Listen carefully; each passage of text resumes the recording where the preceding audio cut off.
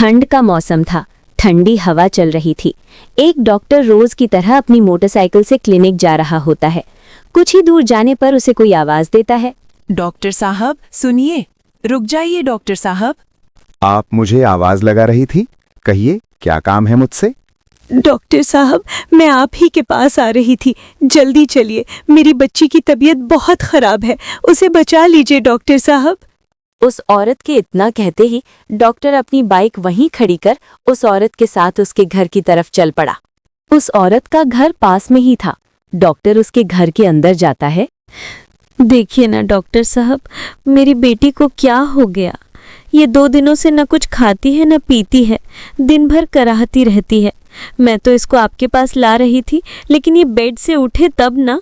आप घबराइए नहीं, मैं चेक करता हूँ, सब ठीक हो जाएगा। इतना कहकर डॉक्टर उस बीमार लड़की को चेक करता है। थोड़ी देर बाद, अरे घबराने की जरूरत नहीं है, ये सब कमजोरी की वजह से हो रहा है। आप ऐसा करो, मैं कुछ दवाई लिख देता हूँ, आप तुरंत इसे मंगवा लें और इसे टाइम पर खिलाते रहना, ये बिल्कुल स्वस्थ हो जाएगी।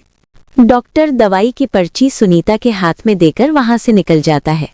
सुनीता दवाई की पर्ची अपने हाथ में लेकर बाजार की ओर चल पड़ती है। एक मेडिकल शॉप पर पहुंचकर सुनीता दुकानदार के हाथ में पर्ची देती है और कहती है, ये सारी दवाइयाँ आप निकाल दीजिए और ये कितने रुपए की हो जाएंगी? ये टोटल दवाई 2600 रुपए की हो जाएगी। क्या मैं इन्हें निकाल दूं? लेकिन मेरे पास तो केवल 50 रुपए ही हैं।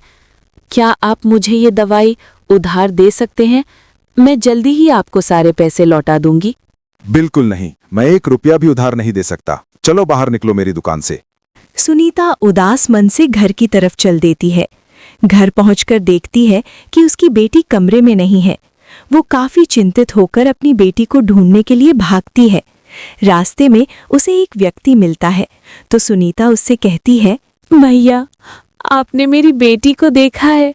वो बीमार है, चल फिर भी नहीं सकती, पता नहीं कहाँ चली गई। हाँ, मैंने एक आदमी को देखा है जो तुम्हारी बेटी के साथ एक ऑटो में बैठकर जा रहा था। मुझे लगता है वो हॉस्पिटल की तरफ गया है। इतना सुनकर सुनीता हॉस्पिटल की तरफ चल देती है। हॉस्पिटल पहुंचकर वो सोचती है कि वो कौन है जो मेरी बेटी को हॉस्पिटल लाया होगा। फिर वो बिना डरे हॉस्पिटल के अंदर चली जाती है। अंदर पहुंचकर वो एकदम से चौंक जाती है। वो देखती है कि उसकी बेटी बेड पर लेटी है। एक नर्स उसका इलाज कर रही है और बगल की चेयर पर बैठा एक आदमी, वो कोई और नहीं सुनीता का पति है, जो कुछ साल पहले गांव छोड़कर चला गया था। सुनीता, मुझे माफ कर दो, मैं तुम्हें बता नहीं सका। मैंने तुम लोगों को काफी तकलीफें दी हैं, हो सके तो मुझे माफ कर देना। आप नहीं जानते कि मैंने अपनी बेटी को किन परिस्थितियों में पाला है, लेकिन भगवान का शुक्र है आज आप समय पर नहीं आते तो शायद मेरी बेटी जीवित न होती। मेरे पास उसके इलाज के पैसे भी न थे।